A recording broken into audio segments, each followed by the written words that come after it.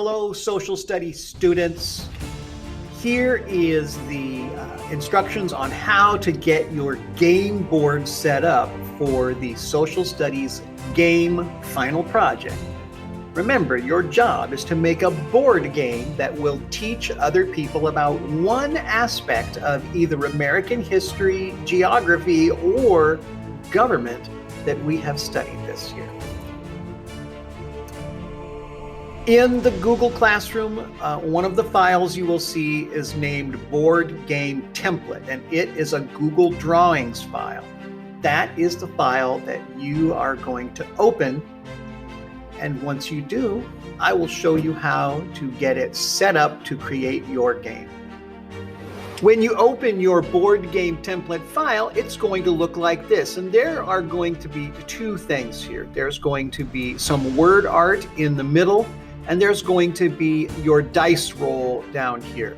This dice roll is an inserted YouTube video. When you click play, it will roll the dice, and then as soon as you click on it, it will stop. As you do this,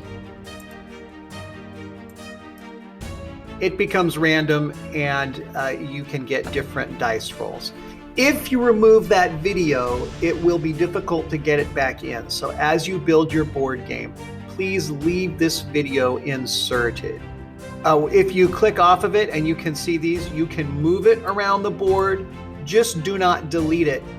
If you do delete it, then use the Control Z or go up to the arrows here and undo it until your dice roll comes back.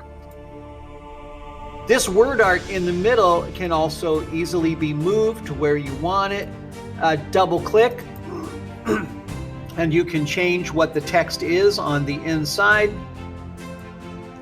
If you click and have the dots around the outside, you can also change the font to one that you prefer. You can also fill your word art with colors. You can make this look the way you want. There are other effects that you can explore, including that shadow. In the format text menu, in the format options, in the format menu, if you click, those will open up on the side, and you can change your effects in your word art and other graphics that you add. To add the spaces, like in the sample, you go to your shapes. You are going to need to have links to some other videos, and you are going to make those links with images. So you are going to need to have spaces for those, and I would use these shapes, and you can see that Google Drawings has a fair variety of them. If I'm going to fit images, they're usually rectangles. I just go ahead and grab a rectangle shape, and you can see that they just insert quite easily. Keep in mind also that you're going, wait, there's not a ton of room here, and I need this shape to be bigger. If you go over here, we are at 37%. This game board is actually fairly large. So if you go to 100%, you can see how big this game board actually is.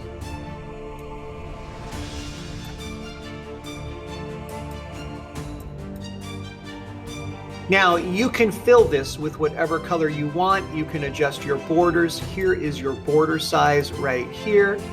And here is your fill. You can even make it transparent so that nothing shows inside of it.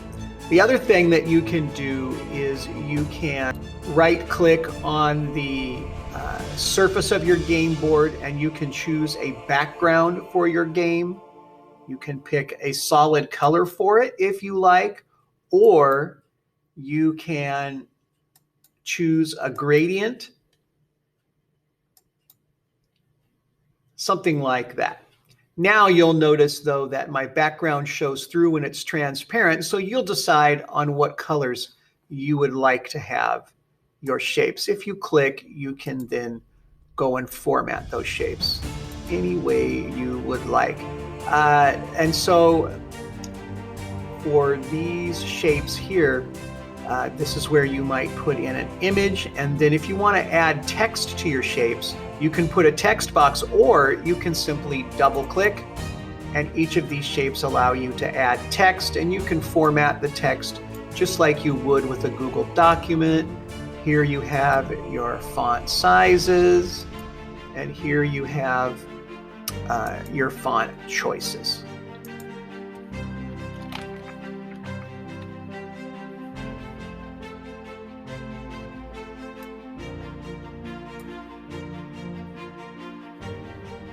What I would do to start this off, I would put in remember, it's a minimum of 3 videos that need to help teach people about whatever part of American history, geography, or civics that you are teaching them.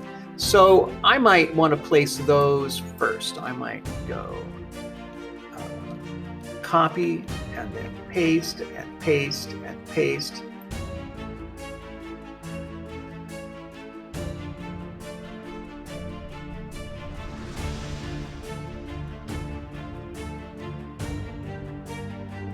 And once you've got that, again, grab a shape and you can make your spaces. And you might want to, and again, it's really handy to copy and paste.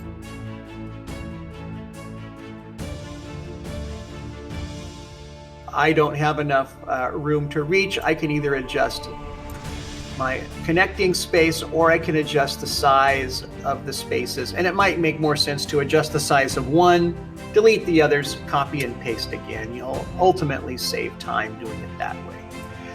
Any one of these spaces I can click and add text, and you should add text or a symbol. You can do something as simple as an arrow. If I just want a symbol saying keep going this way, I can add an arrow. Like I say, my arrow can fill with any color I want, or I can double click and I can add the text.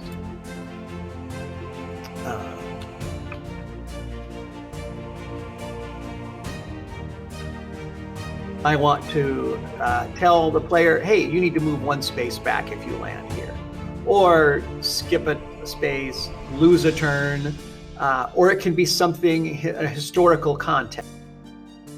If you're doing a roll the dice and move the icon type of game, just make sure that all your pieces are connected. And by the way, when I say all your pieces, you're going to need some game pieces to move. So again, go find what makes the most sense to you in the shapes. You've got a lot to choose from here.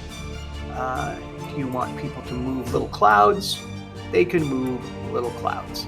You can differentiate your, just size them so they make sense. Again, you can choose what size border you want.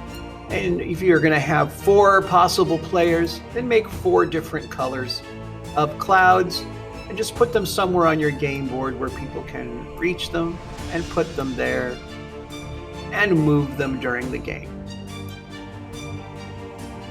So give your game board a sense of organization, give it a sense of direction, and put in at least some text in spaces that help teach whatever era of social studies or whatever part of social studies you're trying to teach. In the next video, I'll show you about inserting images, about how to insert videos into your game.